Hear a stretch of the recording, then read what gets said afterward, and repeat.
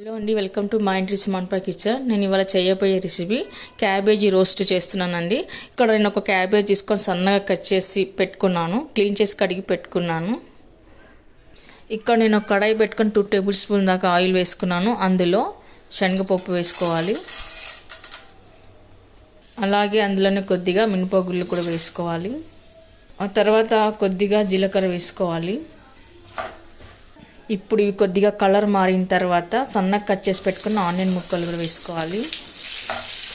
ఆ తర్వాత 4 పచ్చిమిర్చి వేసుకోవాలి. ఆ తర్వాత కరివేపాకు, ఆ తర్వాత ఇలా కచ్చపచ్చగా దంచి పెట్టుకున్న వెల్లుల్లి, ఇవన్నీ వేసి బాగా కలుపుకోవాలి.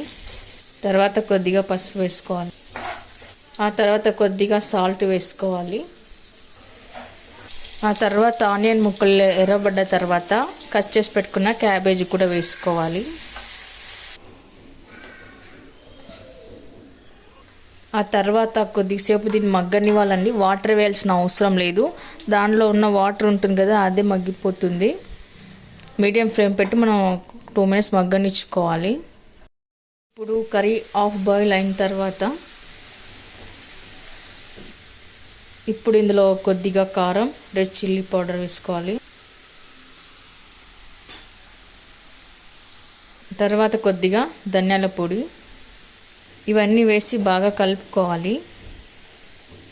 ఇలా అన్నీ వేసి కలిపి పెట్టుకున్న తర్వాత కొద్దిగా జీరా పౌడర్ వేసుకోవాలి. ఆ తర్వాత కొద్దిగా పుట్నాల పొడి, పుట్నాలు మిక్సీకి వేసి పొడి చేసి పెట్టుకున్నానండి, పుట్నాల పౌడర్. ఆ తర్వాత కొద్దిగా ఎండు కొబ్బరి పొడి, ఇది కూడా వేసుకోవాలి. ఇవన్నీ వేసి బాగా కలుపుకోవాలి.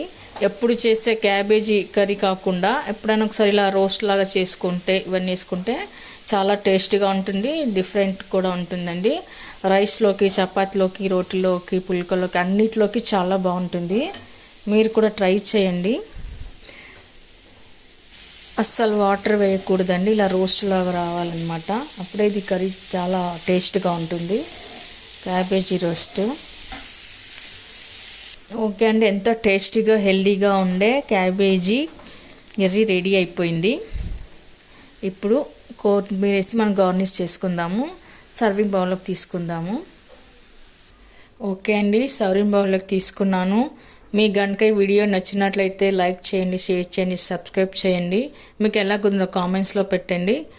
Thank you for watching.